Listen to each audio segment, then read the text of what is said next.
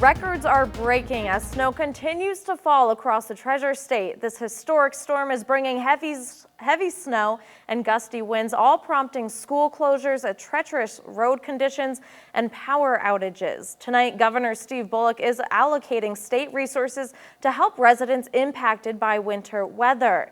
Bullock issued an executive order declaring a state of emergency. State agencies were able to pre-position equipment and prioritize road clearing in cooperation with local jurisdictions. The order allows the utilization of all necessary state government services, equipment, and supplies to further the efforts of local governments. With the order, state resources can be mobilized to impacted counties with eligible expenses for emergency protective measures.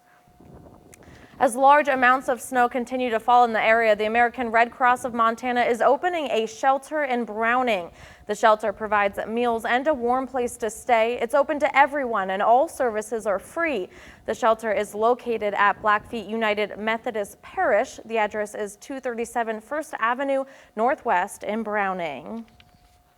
And tonight we're bringing you team coverage across the state. First, let's send it out to Storm Tracker meteorologist Curtis Grevenance, who is in Cut Bank. Curtis, what can you tell us about the conditions in Glacier County? Here in front of Cut Bank Public Schools here, which are closed tomorrow. Same goes for Browning Public Schools because of the weather, this historic snowstorm here at the end of September. I keep telling myself it still is September here, but schools are closed because of very heavy, deep snow here.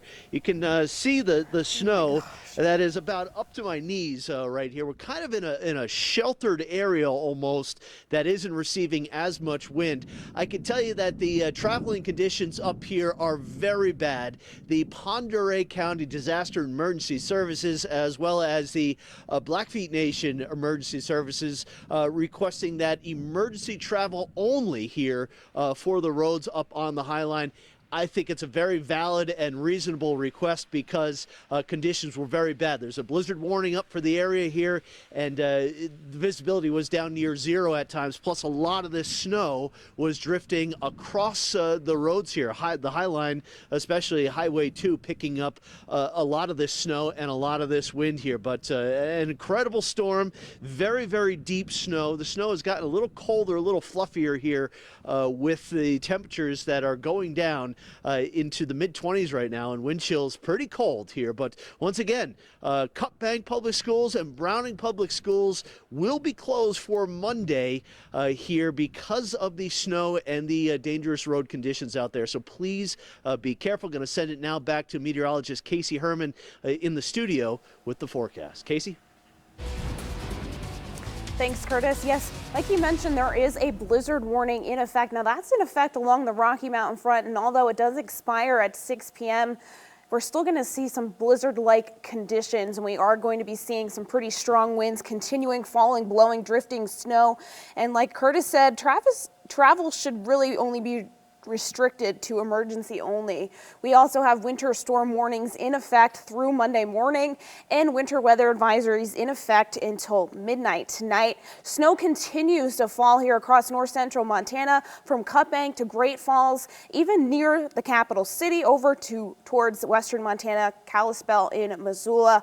And like Curtis said as well, it's pretty chilly out there with feels like temperatures in the teens in Cut Bank, 14 feels like there, 26 feels like in Great Falls, 24 feels like in Havre. Looking at our snow reports, just incredible. It's hard to imagine Browning seeing over 3 feet of snow, as well as St. Mary, and we're continuing to see it snow there right now as well.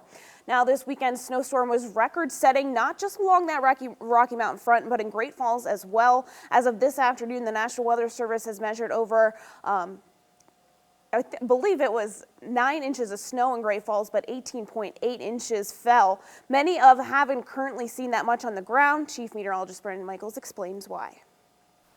Well, if you live in Great Falls and you heard about the record snowfall, you may have looked around and been a little bit confused. And that's because there's a big difference in how we measure snowfall and how we measure snow depth. Now, snowfall is an attempt to measure just how much snow has fallen from the sky, while snow depth measures how much snow is on the ground, and that accounts for things like melting and the compaction of snow.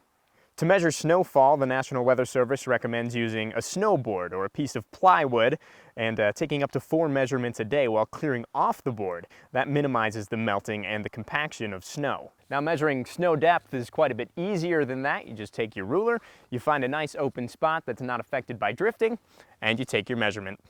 Reporting in Great Falls, Brandon Michaels, MTN News. Montana's